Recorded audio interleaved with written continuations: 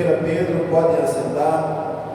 1 Pedro, capítulo 1, versículos 23 a 25.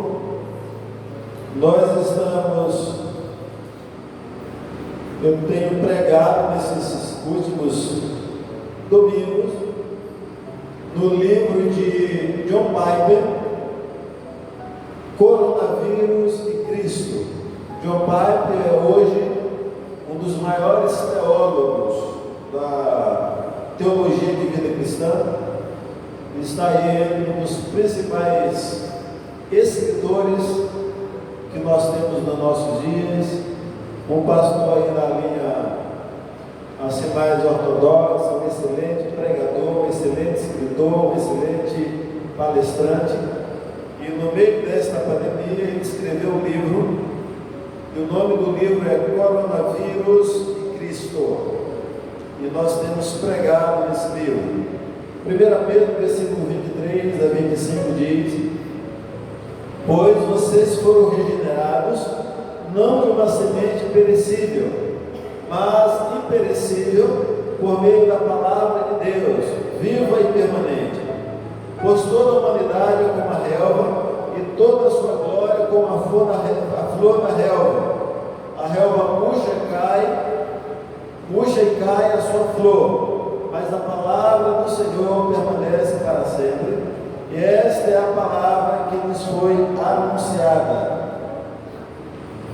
Amém. Vamos orar. Deus amado, Deus querido, nos dê nesta noite um entendimento, um discernimento daquilo que o Senhor quer ministrar nas nossas vidas por meio da Tua Palavra. A gente, para entender a Tua Palavra, a gente precisa, a gente depende da Tua ajuda e da Tua orientação. Nos abençoe em nome de Jesus. Amém. E o tema de hoje é um sólido fundamento. E é sobre isso que nós queremos falar. A gente vive um tempo em que a ciência, ou as ciências em todos os seus segmentos, se colocaram como as deusas desse século, como a que tem as respostas para todos os dilemas, para todas as aflições, para todas as tribulações do tempo presente. E é essa impressão que se tem, e essa impressão que se dá, e cada vez mais com isso a gente percebe um claro afastamento, um claro distanciamento da palavra de Deus. Houve um filósofo, seu nome é Nietzsche, muito lindo dos nossos dias, viveu no final do século passado, início desse século, e esse filósofo, em um dos seus escritos, vai dizer: Deus morreu.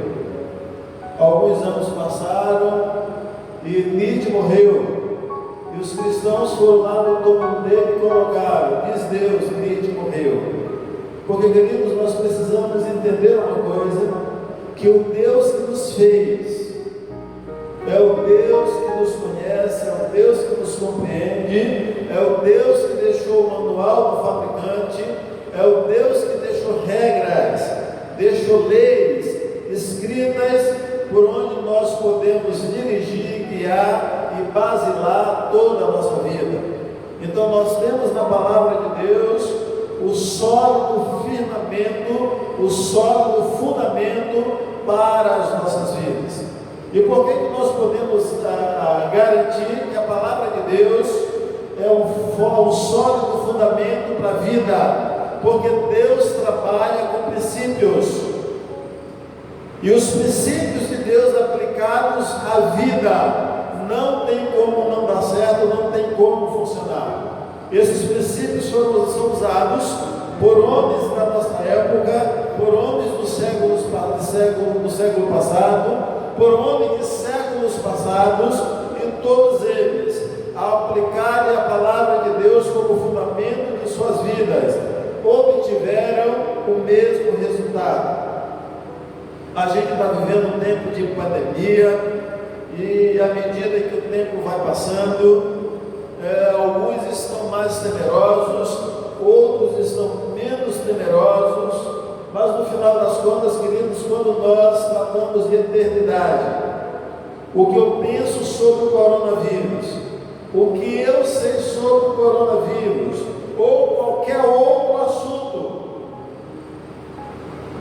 no final das contas, isso não é a coisa mais importante, porque o mais importante é o que Deus pensa sobre mim, é o que Deus tem preparado para a minha vida, o plano e o projeto dele. Alguns, às vezes, pensam que Deus está em silêncio, que Deus está quieto. Sim, Deus está em silêncio para aqueles que não têm a Bíblia como manual de suas vidas. Deus está em silêncio para aqueles que não buscam. E se nós temos na Bíblia o sólido fundamento, o que nós podemos dizer é isso, que primeiro tópico, a palavra de Deus, ela é sólida, ela é doce, a minha voz é como a erva, é isso que Pedro está dizendo. A erva, ela nasce de manhã, e à tarde ela murcha e cai, mas a palavra de Deus é como uma rocha, um granito, a palavra de Deus permanece para sempre.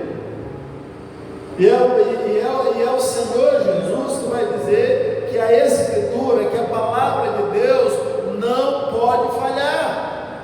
Lá em João 10:35, é um fundamento sólido para a vida. O Salmo 119, versículo 152, diz assim: estabelecestes para sempre os teus testemunhos, ou seja, os testemunhos do Senhor. Eles estão estabelecidos de tal maneira que eles vão permanecer para sempre. Jesus conta-nos uma parábola em Mateus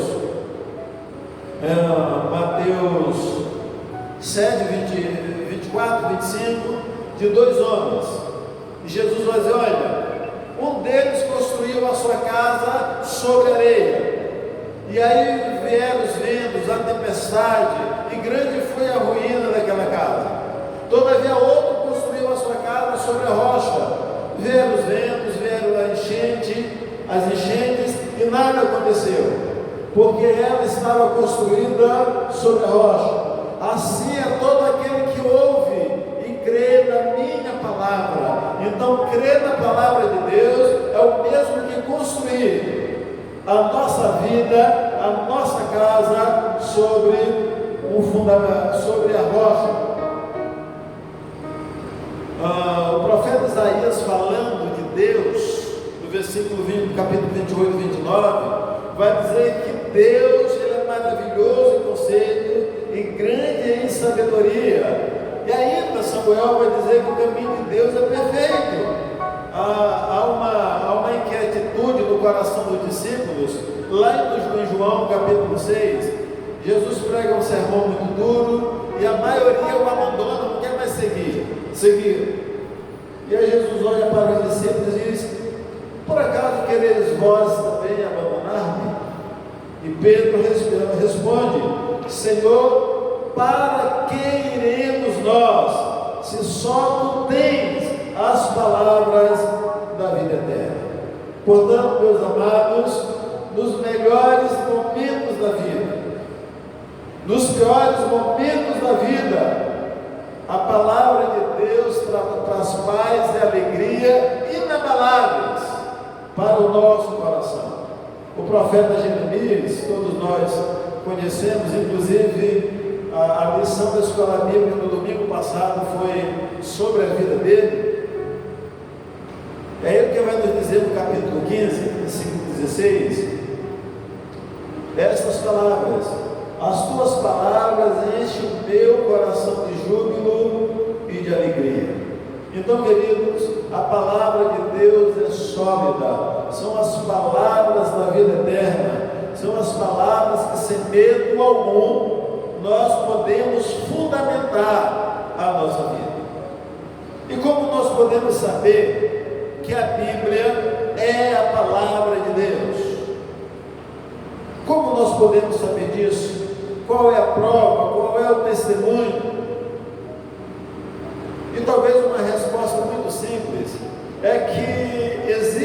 uma glória que brilha através dela e que se encaixa perfeitamente no nosso formato, no formato do nosso coração, assim como uma luva se encaixa na mão, assim como uma corrente de bicicleta se encaixa na coroa, assim a palavra de Deus se encaixa nas nossas vidas. Como nós sabemos disso? Porque absolutamente todos aqueles que construíram suas vidas ao redor, em torno dos princípios da Bíblia, conseguiram viver uma vida de paz, porque os princípios aqui estabelecidos funcionam para todos aqueles que creem. A Bíblia tem uma vantagem, tem um valor muito interessante, é que uma criança de 8 anos pode compreender a Bíblia. Um homem semi-analfabeto, ou mesmo analfabeto, pode compreender a Bíblia. E essa mesma Bíblia compreendida por uma criança, ou pelo idoso, ou pelo analfabeto, ou por um camponês, é a mesma Bíblia que também é entendida pelos doutores, pelos juízes, pelos presos, pelos condenados.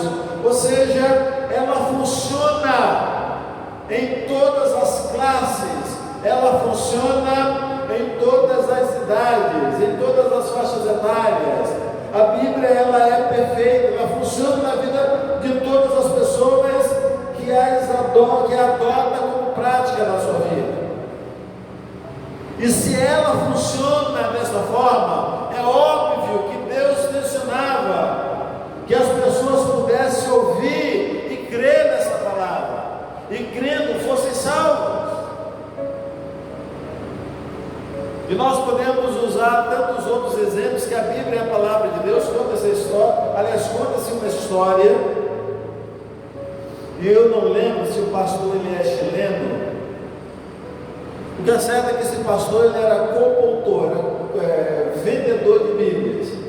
E um dia, em uma de suas viagens, solitário, no meio da estrada, ele foi preso por alguns vadios, alguns homens que estavam vadiando. E esses homens julgavam que ele tivesse alguma coisa de valor, que eles pudessem se apropriar. Então o maniataram. E durante a noite, enquanto eles acenderam uma fogueira, eles disseram: o que é que você tem de valor aí? Ele falou: olha, eu sou vendedor de Bíblia, é a única coisa que eu tenho são esses livros aí. Eles falaram: mas você não tem nada de valor? Ele disse: não, eu tenho muita coisa de valor. Eles falaram: não, nós vamos queimar todos esses livros. Aí pegaram o primeiro livro. Ele disse: olha, eu acho que você não deveria queimar esse livro, porque lá em João 3,16 está dizendo que Deus amou o mundo de tal maneira que deu seu Filho unigênito para que todo aquele que nele crê não pereça, mas tenha a vida eterna. E eles abriram lá e conferiram a verdade. Então esse livro aqui não vai ser queimado porque tem algo precioso. E aí pregaram o próximo livro. E eles disseram: esse livro também eu acho que você não deveria queimar, porque lá no Salmo 23 está dizendo: o Senhor é o meu pastor e nada me faltará. E eles dele conferiram que era assim. Eles falaram: não, esse livro também é importante, nós não vamos queimar. E aí pegaram outro. Ele diz: olha, eu acho que esse também, a semelhança dos outros, vocês também não deveriam queimar, porque lá em João 10,10 está dizendo que o ladrão veio para roubar, matar e destruir, mas Cristo veio para que tivéssemos vida e vida em abundância. E eles conferiram, era assim, e não queimaram. E dessa forma, cada Bíblia que eles pegavam para queimar, eles citavam um livro, e no final das contas não queimaram o livro algum. O tempo passou. Muitos anos depois, esse pastor foi participar de uma conferência. E um dos pastores, conferencista daquela conferência, ao assumir a palavra, diz: olha, eu nesta noite, eu gostaria de contar um testemunho. É que numa data tal, eu com um grupo de outros homens associados, e nós éramos ladrões, e um dia nós pegamos um vendedor de Bíblia, E nós tensionávamos queimar todos os livros e matar aquele homem. Mas naquela noite aquele homem nos falou de um versículo bíblico que entrou no meu coração. E o texto bíblico está lá em João 3,16, porque Deus amou o mundo de tal maneira. E aí ele foi contar a história. Aquele homem estava sentado lá no fundo do auditório e começou a chorar. E no meio da palavra, aquele homem se levantou e disse: ei, sou eu, aquele vendedor de Bíblia. Dessa história que você está contando. Sim, queridos, a palavra de Deus, ela funciona. Por isso nós podemos ter plena certeza disso. Entender que a fé bíblica não é um salto no escuro. Nós não estamos saltando no nada. O Evangelho de João, no capítulo 24, vai nos contar uma história muito interessante a partir do versículo 24, que é a história de Tomé. Jesus ressuscita, aparece aos discípulos e Tomé não está entre eles. E depois os discípulos narram a ele que Jesus ressuscitaram. E ele disse: não, se eu não ver, não colocar os meus dedos no lugar dos cravos, de forma nenhuma eu crerei. Alguns dias depois, Jesus apareceu, saudou os discípulos, se dirigiu a Tomé, e Tomé vai usar uma das palavras mais bonitas que a gente tem na Bíblia, né? Deus meu, Senhor meu, eu creio. E Jesus vai dizer: olha, porque você me viu, você creu. Mais aventurados são aqueles que não viram e creram. Então o chamado bíblico, querido, é um chamado para a fé. E a fé não é um salto no escuro. Pelo contrário, ela é bem assegurada, é bem fundamentada. Por isso se chama fé. E chama-se fé porque tem um fundamento. E sobre isso Jesus vai dizer uma coisa muito interessante. Lá em Mateus 15, 14. Jesus não vai dizer que os crentes são cegos.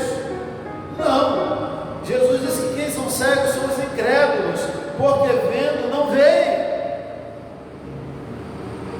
Então a fé salvadora na palavra de Deus é baseada em ver e ver de verdade. E ver o quê? Ver o quê? É interessante Paulo escrevendo aos Coríntios sobre isso. Lá em 2 Coríntios 4,4, Paulo vai dizer o seguinte: olha que coisa interessante, que Satanás cegou o entendimento dos descrentes, para que não vejam a luz do Evangelho, da glória de Cristo, que é a imagem de Deus. Ou seja, Satanás trabalhou e trabalha arduamente, para que a luz do Evangelho não resplandeça no entendimento das pessoas. E qual é a glória do Evangelho, irmãos? A glória do Evangelho é Cristo. Ele é a imagem visível do Deus invisível. Ele vai dizer: olha, quem vê a mim, vê ao meu Pai, porque eu e o Pai somos um. E João vai dizer também: nós vimos a sua glória, como a glória do unigênito do Pai, cheio de graça e de verdade. Ou seja, há uma luz que brilha, uma luz espiritual que brilha, através do Evangelho, através da história da salvação, e a luz da glória de Cristo, que é a imagem de Deus. Jesus Cristo é a pessoa humana, cuja glória moral, espiritual, sobrenatural, sua beleza, dignidade, grandeza, brilham através da Bíblia, da palavra de Deus. E autentica a Escritura como verdadeira. E como nós sabemos que ela está autenticada? Porque cada livro do Velho Testamento aponta para Jesus. Cada livro. Não há um único livro no Velho Testamento que não fala de Jesus. Não há um único livro no Velho Testamento que não aponta para Jesus. E esse primeiro apontamento se dá em Gênesis 3,15. Quando Deus lança a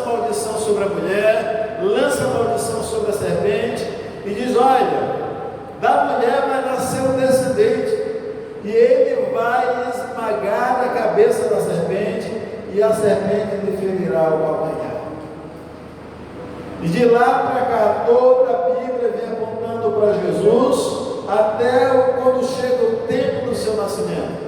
Jesus nasce, cresce, morre, ressuscita, é assunto ao céu, está glorificado à destra do trono de Deus, e a Bíblia continua apontando para Ele, que haverá um dia em que Ele há de descer em glória. E nesse dia que Ele vier em glória, não somente trará julgamento para as nações, mas como trará a redenção final para o seu povo, a redenção final para a sua igreja. Por que a Bíblia é o sólido fundamento? Porque nós temos um molde que é o formato de Deus, e esse molde é a nossa alma. Ou seja, em toda a alma humana existe um espaço, existe um buraco, existe um vácuo que só pode ser preenchido por Deus, é do tamanho de Deus. Nada lhe cabe, nada lhe preenche, nada satisfaz, a não ser Deus. E a Bíblia, falando sobre isso, nos traz uma história bem interessante sobre a humanidade, né? Romanos 19, 21. Diz: o que se pode conhecer a respeito de Deus é manifesto entre eles, tendo conhecimento de Deus, não glorificaram como Deus e nem lhe deram graças. Ou seja, a Bíblia ensina que toda alma tem um conhecimento de Deus, e por isso nós somos responsáveis em ver a glória de Deus na natureza, na criação, em todas as coisas. Nós lemos aqui nesta noite o Salmo 19, e o versículo 1 diz: os céus proclamam a glória de Deus, e o firmamento anuncia as obras das suas mãos. Ou seja, todos nós temos a obrigação de olhar para os céus e ver a glória de Deus. Todos nós temos a obrigação de olhar para os céus e dar graças a Deus. Todos nós temos a obrigação de olhar para a natureza, como ela se harmoniza, como ela se regenera, como ela é progressiva, como ela se mantém por leis naturais, e temos a obrigação de dar graças a Deus por isso. E esta glória que brilha, autentica a Bíblia como a palavra de Deus. E João, um texto que eu já citei, vai dizer: e nós vimos a glória de Cristo como a glória do unigênito do Pai. Sim, a Bíblia ela é um firme fundamento. E para terminar, ainda mais quero dizer: sim, nós precisamos ir para essa rocha que nos conforta. Essa rocha que é o fundamento de Deus para as nossas vidas. Veja que Jesus vai dizer que a Escritura não pode falhar. Em João 10:35, Paulo vai dizer que toda a Escritura é inspirada por Deus. 2 Timóteo 3:16. E ainda Pedro vai dizer que os autores da Bíblia foram movidos pelo Espírito Santo para escrever-na. 2 Pedro 1:21. Por tudo isso, nós podemos dizer sim, nós podemos abrir o nosso coração e dizer sim, nós provamos, nós temos visto, nós temos experimentado, e cada pessoa que está aqui nesta noite pode afirmar: crer em Deus não é um salto no escuro. Disso nós podemos ter plena certeza. O Salmo 119, no versículo 160, vai nos dizer: todas as tuas palavras são verdadeiras. E o versículo 89: para sempre, ó Senhor, a tua palavra está firmada no céu. E quando isso acontece, toda a verdade de Deus nos inunda diante das pandemias, diante das crises, diante das adversidades, porque a palavra de Deus traz para nós um conforto incomparável. Olha o que nos diz ainda o salmista, Salmo 94, 19: multiplicando-se em minhas inquietações, as tuas consolações me alegram a alma. E ainda Salmo 34, 18 e 19: perto está o Senhor dos que têm o coração quebrantado, Ele salva o espírito oprimido. Muitas são as aflições do justo, mas o Senhor de todas o livra. Sabe, querido, ninguém pode consolar tão bem a nossa alma nesses dias de pandemia, nesses dias de Covid-19, nesses dias de angústia, desespero e ansiedade, como Deus pode consolar.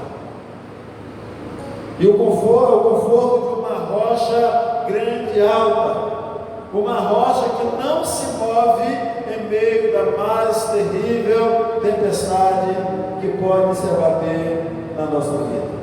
Nesta noite, você pode guardar o seu coração na palavra de Deus. Nesta noite, você pode ficar nela, o seu coração, com a certeza de que é uma rocha inabalável. Deus construiu um firme fundamento para as nossas vidas. Deus construiu um firme fundamento para o nosso coração. E esse fundamento é a sua palavra, esse fundamento é a Bíblia, que você e eu, cada dia, a gente possa crer nela com todo o nosso coração. Que Deus nos abençoe e que a gente possa permanecer nessa rocha todos os dias, em nome de Jesus. Amém?